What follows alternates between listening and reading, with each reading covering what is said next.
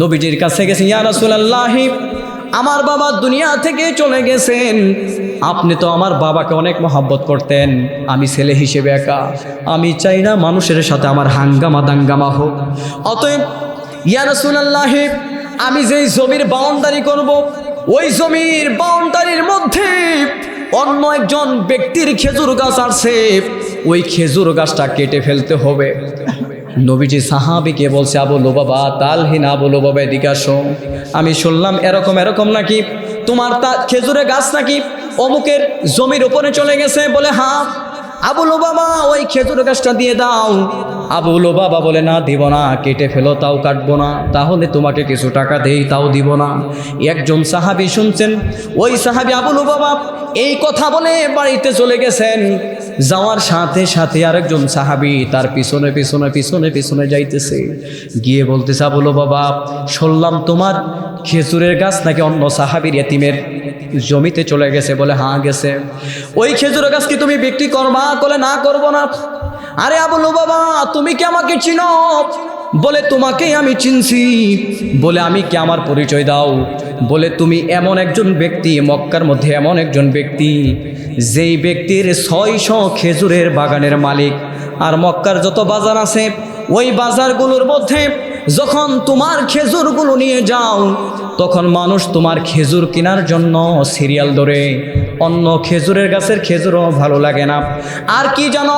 বলে তোমার খেজুরের বাগানের মধ্যে এমন একটা কূপ আছে, যেই কূপ থেকে মানুষ প্রতিনিয়তই মিষ্টি পানি উঠায় উঠায় খায়, মানুষের প্রশান্তি পায়। ওরে আবু লুবাবা, কি জানো? বলে আপনার খেজুর গাছের মধ্যে এমন একটা বিল্ডিং আছে, যে কাঠের মাধ্যমে দোতলা বিল্ডিং তুলছে। সুবহানাল্লাহ বলেন। ওই জমানার মধ্যে সবচাইতে বড় বিল্ডিং ছিল কাঠের দোতলা বিল্ডিং, পাটাতন ছিল। ওই পাটাতন, বলে আর কি জানো? বলে ওই পাটাতনের মালিক হচ্ছেন আপনি। বলে আবু লুবাবা, তুমি ভালো করে শুনে নাও, আমি আবু দাহদা কথা দিলাম, ওই একটা খেজুর গাছের বিনিময় যদি ওই বিল্ডিং তুমি নিতে চাও, আর ওই খেজুর গাছ 600 খেজুর গাছ নিতে চাও, শুধু তাই নয়, ওই কূপটাও যদি নিতে চাও, আমি আবু দাহদা কথা দিয়ে দিলাম, ওই একটা খেজুর গাছের বিনিময় আমি 600 বাগান, দোতলা বিল্ডিং, আর ওই কূপটা তোমাকে দিয়ে দেব। সুবহানাল্লাহ বলে। আবু লুবাবা বলতেছে, কি ব্যাপার ভাই, তোমার অর্থ সম্পদ আছে, তাকাব্বুরি দেখাও, তুমি কি আমার সাথে তাকাব্বুরি দেখাও? বলে না না ভাই, আমি তোমার সাথে তাকাব্বুরি দেখাই না। বলে এমন করে কথা বলো কেন, অ্যানসাল করো কেন?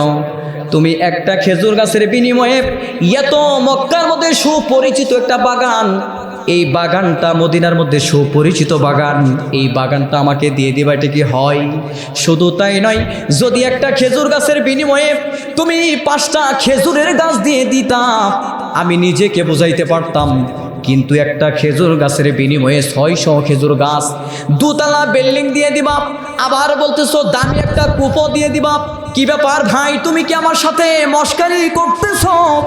আবু দাহদা বলতেছেন, ভাই আমার কথা বিশ্বাস করো, আমি তোমার সাথে সিটারিও করি না, তোমার সাথে অ্যানসালও করি না, আমি যা বলতেছি আমি সত্য কথা বলতেছি, তুমি দিবা কিনা বলো। তৎক্ষণাৎ আল্লাহর বান্দা ফেরেশতা তাকে ওই একটা খেজুর গাছের বিনিময় সে 600 খেজুর গাছ দিয়ে দিলেন। ওই সাহাবীর সন্তানের কাছে গেলেন, ভাই আজকের পর থেকে তুমি এই খেজুর গাছের মালিক। সুবহানাল্লাহ বলে। নবীজির কাছে গেছেন, ইয়া রাসূলুল্লাহ, আমি আবু দাহদা ওই একটা খেজুর গাছ তাকে কিনে দিয়েছি। বলে কি ব্যাপার আবু লুবাবা? আবু দাহদা, কি বলো কি বলো, তুমি কিভাবে কিনলা? আমি নবী তার কাছে বারবার প্রস্তাবনা করলাম, সে আমার কথা মানতে চাই না, কিন্তু কিভাবে সম্ভব হলো একটা খেজুর গাছের বিনিময় তোমাকে কথা বলার সাথেই দিয়ে দিল।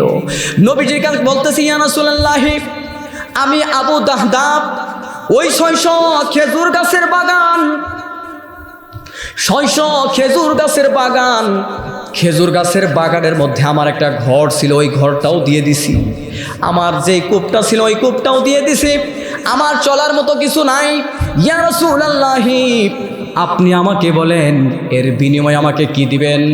জিবরাইল আলাইহিস সালাম নবীজির কাছে আসছে, আসার পরে সান্ত্বনা দিতেছেন, ইয়া রাসূলুল্লাহি আবু দাহদাকে আপনি বুঝান।